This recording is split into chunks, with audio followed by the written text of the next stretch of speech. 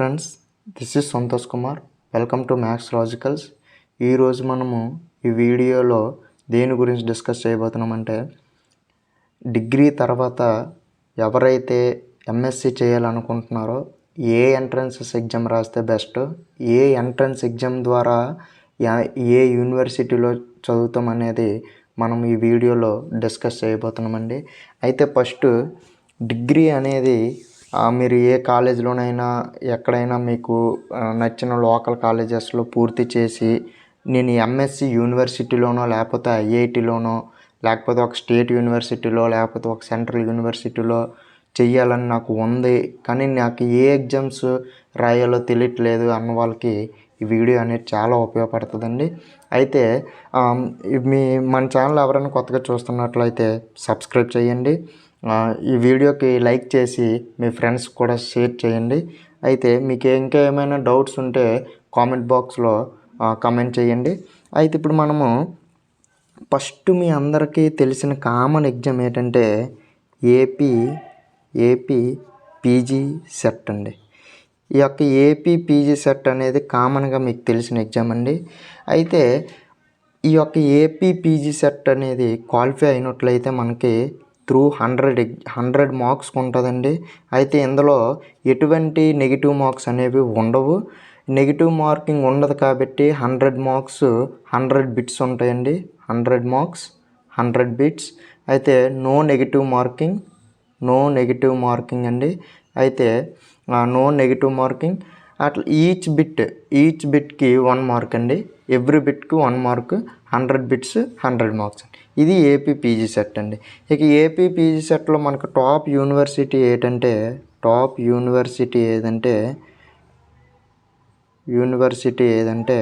మనకి ఇక్కడ ఏయు అని చెప్తామండి.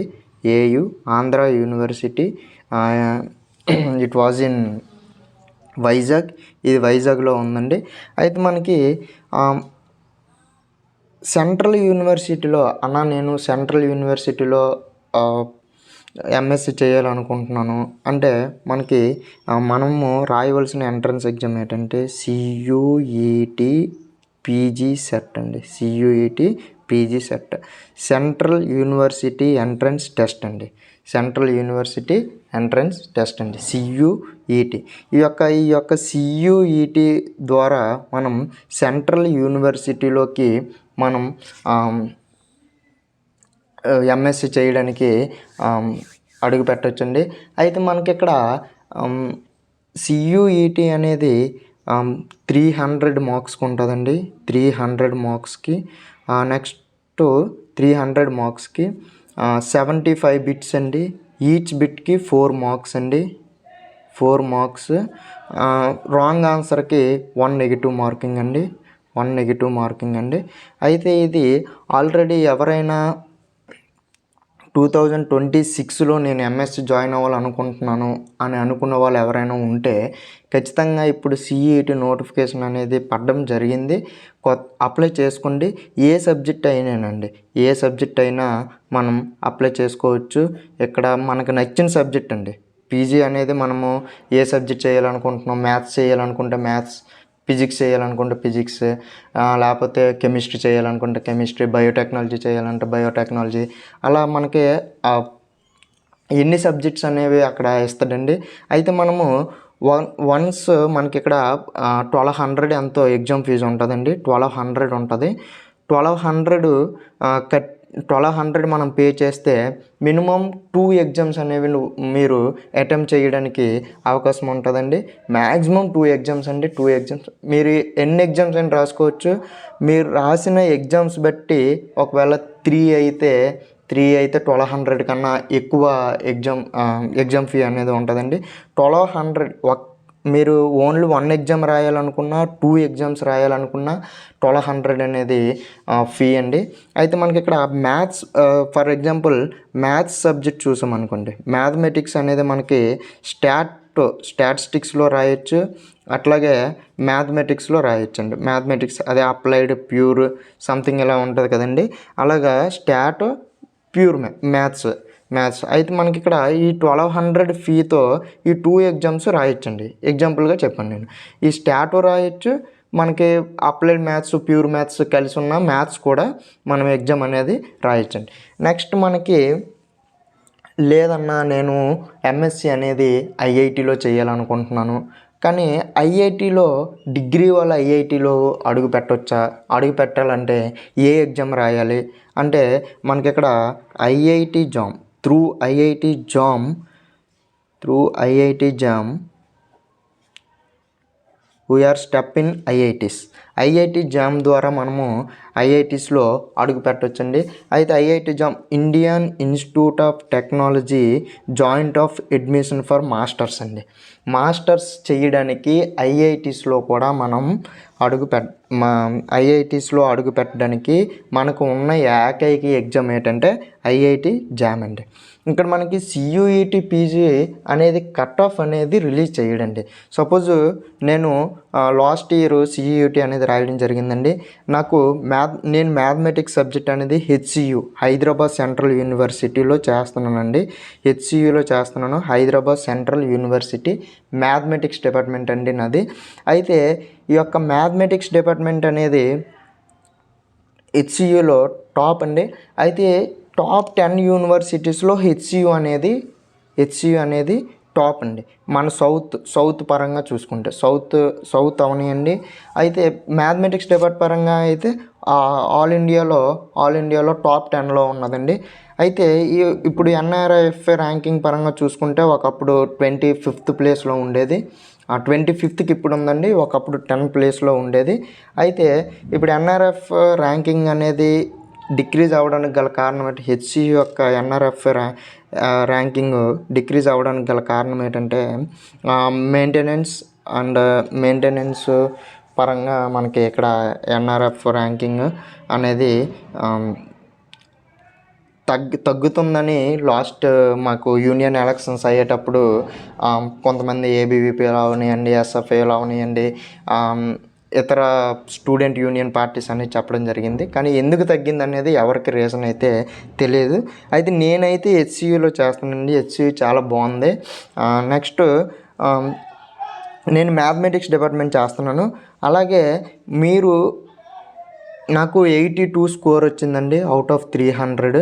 నాకు హెచ్సియులో సీట్ రావడం జరిగిందండి. అయితే 82 స్కోర్ ఆల్ ఇండియా ర్యాంక్లో 1981 వచ్చిందండి నాకు ర్యాంక్, 1981 ర్యాంక్. అంటే ఇప్పుడు లాస్ట్ టైం నాకు సంథింగ్ ఎలా వచ్చిందంటే ఫస్ట్ లిస్ట్లో రాలేదండి.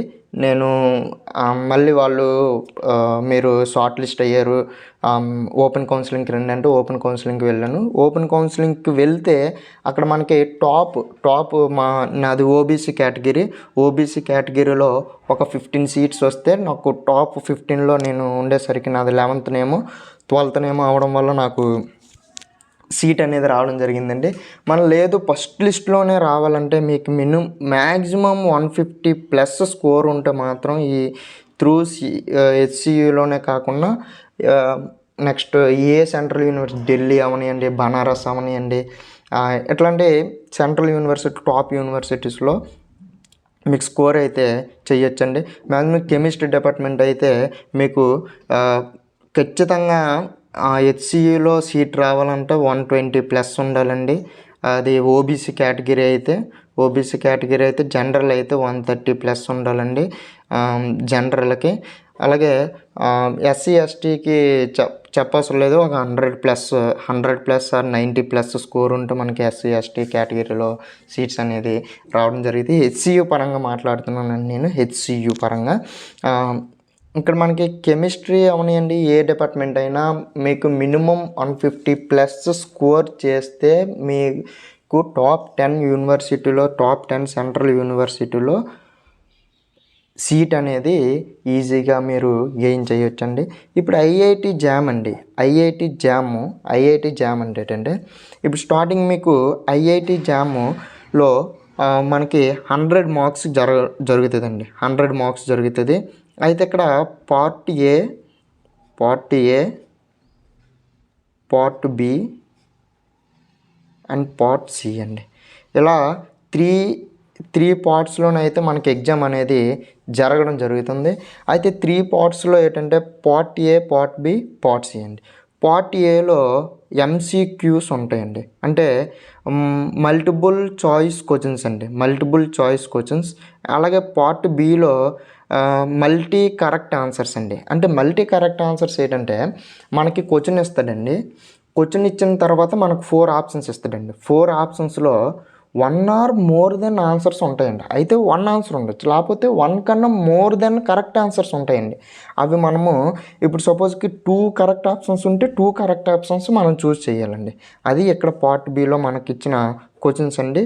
అలాగే పార్ట్ సిలో ఎన్టీఏ ఉంటాయండి, అంటే న్యూమరికల్ ఆన్సర్స్ ఉంటాయండి. ఇప్పుడు సపోజ్కి మనకి మ్యాథ్స్ పరంగా మాట్లాడితే ఫర్ ఎగ్జాంపుల్ 0.1 ఆన్సర్ అనుకోండి, మనం 0.1 అనేది మనం అక్కడ రాయాలి. అదే ఆన్లైన్ ఎగ్జామ్ అండి, ఆన్లైన్ టైప్ చేయాలి అలా ఉంటుందండి. ఇవి ఎన్టీఏ అండి. టోటల్ 100 మార్క్స్కి ఉంటుందండి, టోటల్ 100 మార్క్స్కి అండి. అయితే 60 బిట్స్ ఉంటాయండి. ఎన్ని బిట్స్ అండి? 60 బిట్స్ అండి. 60 బిట్స్ ఉంటాయి. మీకు మోడల్ పేపర్స్ ఏమైనా కావాలనుకుంటే మా కమెంట్ బాక్స్లో కమెంట్ చేయండి, నేను మీకు ఆ పీడిఎఫ్ అనేది షేర్ చేయడం జరుగుతుంది. అయితే 60 బిట్స్ అండి, 100 మార్క్స్కి అండి. పార్ట్ ఏలోను మాత్రమే మీకు నెగిటివ్ మార్కింగ్ ఉంటుందండి. అది పార్ట్ ఏలో నెగిటివ్ మార్కింగ్ 1/4 అండి, 1/4 అండి. పార్ట్ ఏలో నెగిటివ్ మార్కింగ్ 1/4 అండి. ఇక పార్ట్ సిలో అనేది నెగిటివ్ మార్కింగ్ ఉండదండి. మీరు ఖచ్చితంగా టార్గెట్ అనేది ఐఐటి జామ్ పెట్టుకోండి. ఐఐటి జామ్ ఒకవేళ క్వాలిఫై అవ్వకపోతే కనీసం ఈ నాలెడ్జ్ అనేది సియూఈటీకైనా ఉపయోగపడుతుంది. కాబట్టి మీరు ఖచ్చితంగా ఐఐటి జామ్కి మీరు టార్గెట్ అనేది పెట్టండి. అయితే మీకు ఇక్కడ ఐఐటి జామ్ యొక్క కట్ ఆఫ్ ఏ విధంగా ఉంటుంది? నేను రాశానండి, నేను క్వాలిఫై అవ్వలేదు. లాస్ట్ టైము ఓబీసీ వాళ్ళకి మ్యాథమెటిక్స్ అయితే 17.5 అండి, కట్ ఆఫ్ 17.5 అండి. ఓబీసీ వాళ్ళు జనరల్కి 19.5 అండి. జనరల్కి మ్యాథమెటిక్స్ అండి, ఇది మ్యాథమెటిక్స్ కట్ ఆఫ్. ఫిజిక్స్కి అయితే 11 పెట్టాడండి, 11. అలాగే కెమిస్ట్రీకి అయితే 16 అండి, 1600కి అండి. ఇంత తక్కువ ఎందుకు ఉంటుందంటే కట్ ఆఫ్ మ్యాక్సిమం ఇక్కడ multiple correct answers, next NTA negative marking ఉండడం వల్ల మనకి ఇక్కడ ఐఐటి జామ్ అనేది బాగా టఫ్గా ఎగ్జామ్ ఫీల్ అవుతాం ఎగ్జామ్ అనేది చాలా టఫ్గా ఉందని మనం ఫీల్ అవుతాం. కాబట్టి అందువల్ల మనకి కట్ ఆఫ్స్ అనేవి చాలా తక్కువ అండి. మీరు ఒకటే గమనించండి, పేపర్ అనేది చాలా కష్టంగా ఉంది అనే రివ్యూ అనేది ఎగ్జామ్ రాసాక మనకి కష్టంగా ఉందని అనిపిస్తే మనకు కట్ ఆఫ్ అనేది ఇంకా తగ్గుతుంది. ఒకవేళ పేపర్ అనేది పర్వాలేదు మోడరేట్ అని అంటే మోడరేట్ లెవెల్ కానీ మనకి లాస్ట్ టైం అయితే మోడరేట్గా వచ్చింది. 17.5 కట్ ఆఫ్ అండి. నేను 16.5 వచ్చిందండి, నాకు 16.5. నాది ఓబీసీ కేటగిరీ చెప్పాను కదండి ఆల్రెడీ. మీరు జస్ట్ ఈ కట్ ఆఫ్ క్లియర్ చేస్తే ఐఐటీలో వస్తుందా అంటే ఐఐటీలో రాదండి, మీకు ఎన్ఐటీలో వచ్చే అవకాశం ఉందండి కట్ ఆఫ్ క్లియర్ చేస్తే. లేదు నాకు ఖచ్చితంగా ఐఐటీలోనే రావాలంటే మినిమం మీకు 30+ అండి, 30+ స్కోర్ చేయగలిగారంటే ఖచ్చితంగా ఐఐటీలో సీట్ అనేది రావడం జరుగుతుంది. అలాగే జనరల్ అయితే 40+ మీరు స్కోర్ చేయడం జరిగితే ఖచ్చితంగా మీరు సీట్ అనేది ఐఐటీస్లో వచ్చే అవకాశం ఉందండి. ఐఐటి ఖరగ్పూర్, ఐఐటి ఢిల్లీ ఇవన్నీ మీకు తెలిసిన ఐఐటీస్ అండి. ఐఐటీస్లో ఖచ్చితంగా ఐఐటి ఆల్రెడీ మీరు చూస్తూ ఉంటారు, రీల్స్లో అవనివ్వండి, యూట్యూబ్ షార్ట్స్ వీడియోస్లో అవనివ్వండి. ఐఐటీస్ గురించి ఆల్రెడీ మీరు వినే ఉంటారు. ఐఐటీస్ లెవెల్ అనేది వేరేదండి, ఐఐటీస్ చాలా బాగుంటుంది. కాబట్టి ఇదండి ఈ యూనివర్సిటీస్ మనకి ఇక్కడ టాప్ యూనివర్సిటీస్ అవనివ్వండి, ఇంకా కౌన్సిలింగ్ ఏ విధంగా పెట్టుకోవాలి, ఇలాంటి డౌట్స్ ఏమైనా ఉంటే మనం నెక్స్ట్ వీడియోలో డిస్కస్ చేద్దామండి. మీ డిగ్రీ అయినా మీ ఫ్రెండ్స్ అందరికీ షేర్ చేయండి ఈ వీడియోని. Thank you for watching this video. Thank you to all.